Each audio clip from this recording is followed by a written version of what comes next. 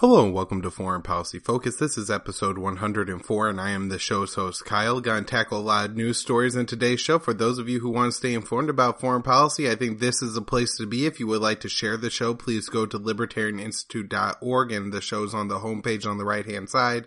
You can also find the show at the show's page, foreignpolicyfocus.libsyn.com, or on the Facebook page, Kyle's Files. For those of you who take the time to share the show, I really appreciate it, and it does help the show to grow. And with that, we'll get into some news stories. Aside from just stories about the United States bombing other countries, I do like to share stories about things that go on within the United States that I think have a lot to do with the terror war. And one of the things that have a lot to do with the terror war is the entrapping and recruiting of informants by the FBI and other law enforcement agencies in the United States in order to what they see as better protect the citizens of the United States, but really only amounts to harassing people and incriminating innocent people. One of these examples is a man by the name of, I believe it's pronounced Jabbar Ali Rafi.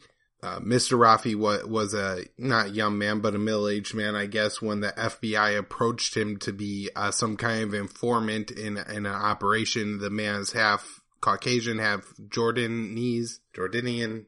And I guess for whatever reason, the FBI maybe thought that this man would be useful in, helping the United States catch some terrorists and other things like that. Now, leading up to this, there's no proof that Mr. Rafi here has anything to do with terrorism, really. He just seems like kind of the average guy and living the average life, not a great life, not a good life or anything like that, but, he's just a guy doing his own thing. The FBI approaches him on several occasions, wants him to be informant, and every time, he says, no, I'm not doing it, no way, get out of here. One thing that Rafi seems to do very well and do right is always have these calls recorded or records his contact with the FBI. And I mean, this is something that should be a lesson to all of us, like protect yourselves if the law enforcement is contacting you, even if they're not saying that you're guilty of any crime. Wait and, listen to the rest of the story and read the article that I will link to in the show notes page. It was written by Trevor Aronson, who is a fantastic journalist with The Intercept. These are the kind of stories that should be,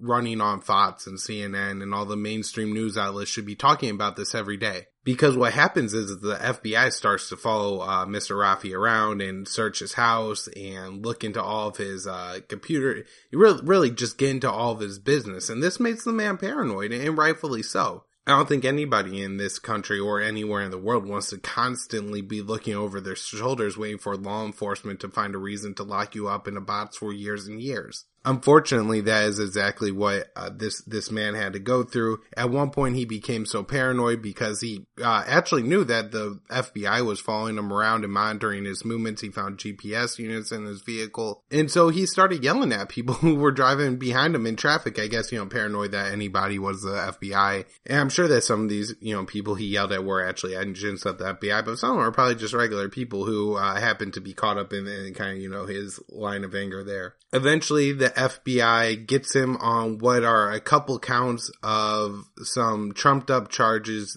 dealing with computers and selling parts. It doesn't sound like there's any real substance to the charges, and probably people do this kind of stuff all day, every day, but the FBI finally has something and then wants him to become an informant. The man again says no. Mr. Rafi here says no again, and wow, I give him credit because, at one of these points where the FBI is looking at you and saying, well, you're either facing jail time or you help us put somebody else in jail. The temptation has to be to just say, oh, sure, yeah, whatever you say, get me out of jail and we're going to catch some bad guys. Sounds like a good deal to me. However, Rafi seems to be a man who at least understands kind of the entrapment scheme that the FBI runs and was absolutely not going to participate in their scheme this time. And so it leads to the point where now he was arrested and is facing years in jail and a massive fine. I believe he has a young kid and a wife who, are both going to suffer and miss him very much because he's being taken away from his family. And really, it's all because of his Jordanian descent, right? Like, if he wasn't from Jordan and didn't have that Muslim heritage, then they would have wanted nothing to do with this guy. But because of that, they picked him out. They wanted him to be an informant. They wanted him, to help defend America or whatever other nonsense they're going to call it. But what it really is it's just a way for the FBI to punish Muslim Americans. And this is all because of the war, right? This would be completely outrageous to every single person that reads the story if it wasn't for the fact that America is in a generational war with the Muslim world. And this isn't some, crap pot Steve Bannon kind of stuff. This is the actual policy of George W. Bush, his predecessor, Bill Clinton, his predecessor, the first Bush. Certainly Reagan was involved militarily in the Muslim world. Going all the way back to the Iranian Revolution, the U.S. has had a hand in it. But this also doesn't have more recent presidents, Barack Obama, his Secretary of State, Hillary Clinton, John Kerry, Donald Trump, Rex Tillerson. All these people are completely insane and have been waging a war against the Muslim people for what is now a generation. And it's not some secret KKK plot or anything like that that's leading to the hatred of immigrants and Muslims. It's a generational war. Another thing I want to touch on today, and that is the Iranian nuclear deal. I know in the past I brushed over it a little bit, but Iran policy, Trump is going to make a big speech today. I read what was, I believe, the White House kind of press release on the speech last night. It does not look like Trump is actually going to withdraw from the nuclear deal or put any sanctions on Iran that would be sanctions that were removed when the nuclear deal was put in place. But it doesn't look like Trump's going to say anything kind about Iran. It looks like the main target of Trump's, kind of hatred and policy in Iran will be the IRGC, which is an Iranian military unit that I believe is a little bit more loyal to the kind of right-wing hawkish types in Iran. So just like everywhere in the world, like every population has their John McCains. In the United States, John McCain is in the Senate and, preaches war and says how evil Iran and the Muslims are and all that stuff. And Iran has the same thing on their side. They have people who, for religious reasons or for whatever, believe that, America is evil or America needs to be destroyed or whatever else. And some of these people happen to be in the IRGC. I'm going to look to do some more research on the IRGC over the weekend and try to find out, I believe that's the Iranian Revolutionary Guard Corps, by the way. I should have mention what I think that the IRGC stands for. But I'm going to do some more research on them over the weekend and just kind of find out, because the United States government throws out a lot of these claims that the IRGC is kind of the way the Ayatollah of Iran is able to influence other policies in the Middle East by carrying out kind of terrorist funding or activities in the Middle East. Whether it's helping Hezbollah, Assad, the Iraqi Shiites, or the Houthis in Yemen, this is kind of what the U.S. labels as the dangerous force. The dangerous Iranians are the IRGC. But another big point of the Iran policy that Trump is sure to announce is against the Iran nuclear deal, the P5+1 nuclear deal. Now, one of the things that the United States seems to have either forgotten or I'm not quite sure what happened to this point, but that is that it's not an agreement signed between the United States and Iran. It's an agreement signed between Iran, the United States, Russia, China, the European Union. I believe it's the UK and France, but it might be the UK and Germany. And so just because the United States is no longer a signatory to this deal, this doesn't mean that the Europeans won't be able to do business with the Iranians then. And so long as the IAEA, the agency actually tasked with enforcing and, I guess, monitoring the Iran nuclear deal, so long as they continue to improve it, all these other countries will remain in the Iranian nuclear deal, which makes it kind of a difficult position for the United States to be in. Because even if the United States withdraws from the deal at this point, the Iranians have already set up so much business with the Europeans, they may remain in the deal, and it's just going to be the U.S. companies that lose out because the United States is really the only country sanctioning Iran. Companies like Boeing may be one of the first to really become upset by this. The Iranian market being opened up to buy airplane parts was huge. Iran's fleet of civilian aircraft and military aircraft are extremely old. And because of international sanctions, they have been unable to buy parts for them for years and years. And so I think a lot of these, planes are, figuratively put together with, bubblegum and scotch tape. And so it was going to be a huge deal for Boeing to have this market open up to them, because now they can sell parts and planes and all this other stuff to Iranians who are desperately in need of them. However, if the Iranian market gets closed off to Boeing because of the U.S. sanctions, then look to Airbus, the European company that comes in and makes all the parts, makes all the sales and other things like that. So, this is kind of, I guess, one of the points that the Trump administration fails to realize time in and time again is that it may not matter that if they withdraw from the deal, if the rest of the world stays in it, then U.S. withdrawal will be a little bit ineffective. And Russia has warned the United States of this. They said there will be negative consequences if the U.S. leaves the deal. Another negative consequence that I've discussed on the show before that was brought by President Rouhani during his UN speech following Trump's UN speech, and that was that, look, if the United States breaks the deal with Iran when the agency tasked with enforcing the deal, the International Atomic Energy Association that, goes in and does all the inspections and monitoring of all the countries who are part of the NPT, the Non-Proliferation Treaty, as well as the Iranian nuclear deal, as long as they keep certifying it, well then, it's going to be tough for other countries to make a nuclear deal with the United States. Look at North Korea. Let's say North Korea right now decides we're going to sign a nuclear deal with the United States and agree that we're going to halt all production of nuclear weapons. You may have trouble getting some of the people in North Korea to buy into that the deal is a long-term deal because, Iran signs this deal with the United States and then the next president comes in and messes it all up. And this is after the Iranians have done some pretty significant steps, which, filling the Arak reactor with concrete and destroying a lot of their centrifuges. In fact, Iran no longer has the ability to make a lot of the, there's some medical uses from the nuclear waste or that you could produce from nuclear energy. And Iran is unable to produce some of that because of limited nuclear capabilities. One of the other big fallacies that the Trump administration continually talks about is that this will allow Iran to have a nuclear weapon in 10 years. The idea behind that is that the nuclear deal with Iran was meant to last a certain length of time, like 10 years, 10 or 15 years, I believe. Part of the reason for this was that I guess Iran doesn't want to enter into a perpetual deal with the United States because as the world moves away from fossil fuels into other forms of energy, I would guess one day Iran would like to be able to negotiate to have more nuclear reactors and things like that in their country to produce energy. And so after 10 years or so, this deal may turn off. Of course, the negotiations could continue. It could be extended for another 10 years or something like that. If King Negotiator Donald Trump really wanted to, this is what he should be focused on, is he has 4 years right now, just became president, has 4 years to make a deal with the Iranians to say, you're going to give up your nuclear weapons program or whatever would satisfy Donald Trump forever. But rather than doing that, he just goes into trying to destroy the deal that's already in place that was meant to be, a step in the right direction and a placeholder.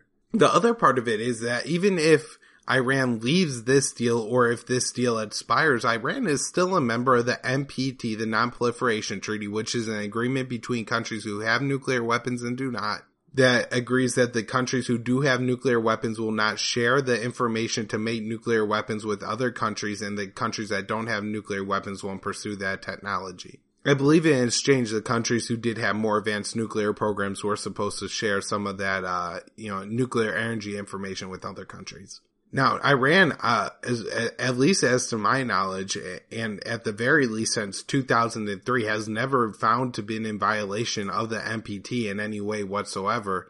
And so even if the deal does go bad, or if the deal does expire, who cares? Iran is still in the NPT and they're still following that. It's not like they're kicking the inspectors out of their country, like what happened to North Korea around the year 2003. It does seem that everybody surrounding Donald Trump is trying to put on the brakes on this one and say, hey man, you really cannot withdraw from the Iran nuclear deal.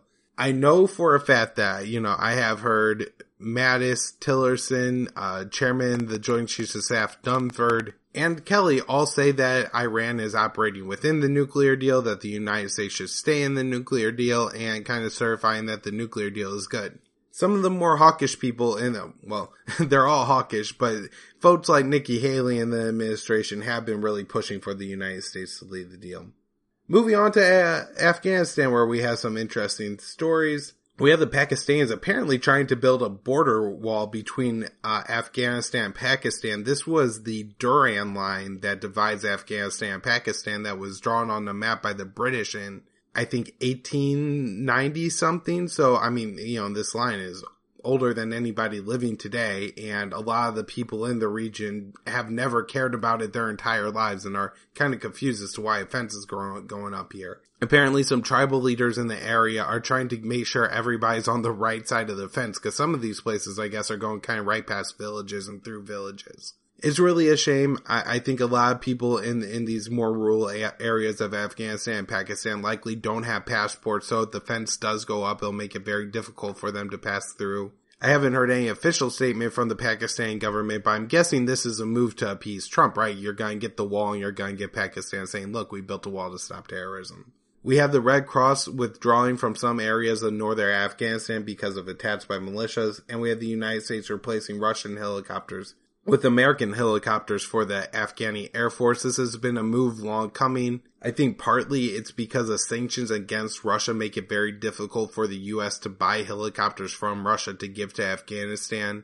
I believe in the past the United States was having like India buy them from Russia, by proxy for the United States. One of the issues is that a lot of these Afghan pilots have only flown Russian helicopters ever. This goes all the way back to the early days of the 2001 war, when the U.S. and Russia were actually getting along and Russia was helping the U.S. with their war in Afghanistan, and even further back to the 80s when there was an Afghani government that was somewhat a proxy of Russia and they were getting Russian helicopters for that reason. We have a report from the UN that civilian casualties are up 50% in the past year. These casualties are being caused by the U.S. government and the Afghani Air Force. The U.S. has made an arrival of an announcement of troops to Poland. The U.S.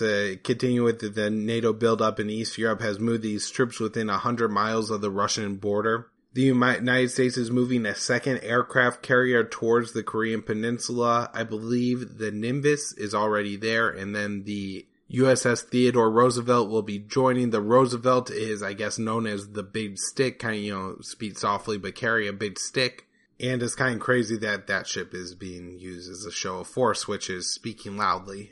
North Korean foreign minister made an interesting comment that I thought was just worth knowing. He said the United States has lit the wick of war with some of their actions and rhetoric and recent rhetoric. And, I'm hoping this is, nothing, but it is concerning to the point the rhetoric is getting. It does, I guess it was a little bit of a relief to me that Trump, I guess, didn't decertify the Iran nuclear deal today. At least I haven't seen anything about it on Twitter. And so and from the press release I read, it looks like he's walking back from those positions. So it looks like Trump isn't actually out over the edge and is going to start nuking Iran and North Korea tomorrow. But, we do live in concerning times with very concerning rhetoric. In Israel, we had the Israeli government approving 3,700 new settlement homes to be built, I believe all in the West Bank. These settlement homes that Israeli builds are putting more Israelis in Palestinian population areas, which makes it harder and harder to ever see a two-state solution in the future.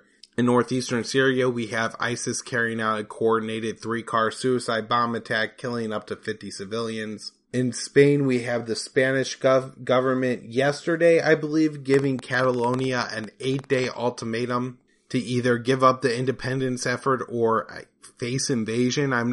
They weren't very explicit of the what if, but it did sound an awful lot like, well, if you don't knock out the independence stuff, we'll make sure it's knocked off in the way that would be done, probably, arresting the president or even more intrusive measures. Some stuff on the home front I want to talk about. We have the vote on H-Con Resolution 81, which is the vote that would help the United States move out of the supporting role for Saudi Arabia and Yemen, postponed till November 2nd.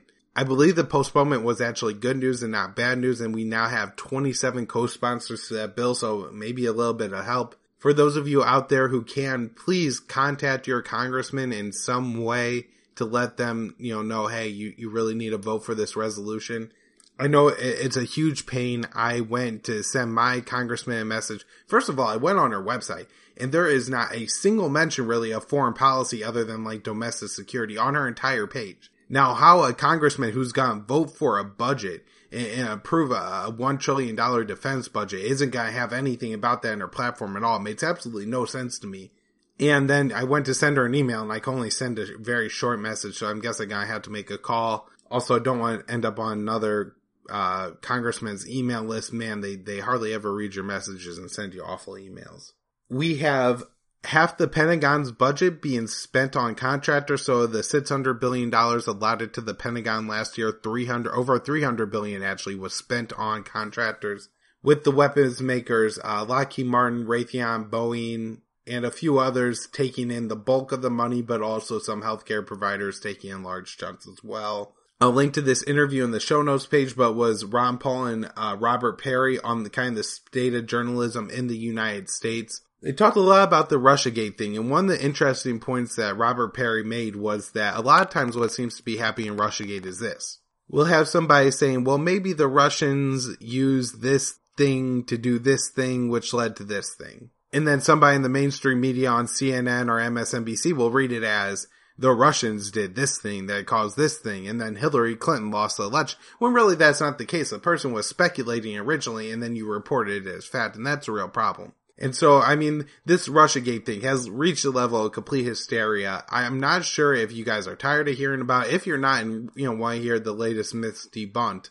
I could certainly go over that on a show, so just send me an email. But I was reading one of the stories yesterday, and it was CNN discussing how somebody who I don't even understand how this person is linked to Russia, and they never explain how this person is linked to Russia. They say, oh, we think this person is linked to Russia, raised awareness for Black Lives Matter, and this somehow is intelligence that led to Russia hacking the election. I mean, the leaps are absolutely absurd, but they're now saying that Russia was trying to utilize Pokemon Go to sway the election by getting people to name their Pokemon Eric Gardner. I mean, we've now reached the level of complete insanity on the Russiagate thing. Hopefully it's jumped the shark and it's time to die. Maybe a year after Trump gets elected, he could finally get around to getting getting along better with Putin and Russia thing that he promised. Last thing I want to talk about, and this is another great article written by Jason Diss, explaining how the United States government, both at home and abroad, uses the word suspect to taint the image and dehumanize those who the United States kill. Whenever we have a shooting in the United States, the person, innocent, guilty, whatever, is labeled a suspect. They're, this is the suspect, and so that makes them suspicious. And anytime you have an authority figure kill a suspect, I think there's kind of like an implicit assumption that the authority figure is right. And so by labeling them suspects, either, suspected terrorists, suspected criminals, suspected murderers, suspected arsonists, whatever it is, just saying that word over and over again gets the American people afraid of the people that authority figures kill and leads to their dehumanization and allows for, the slaughter of innocent people in America and, the slaughter of innocent people overseas. And it's just a terrible and tragic thing.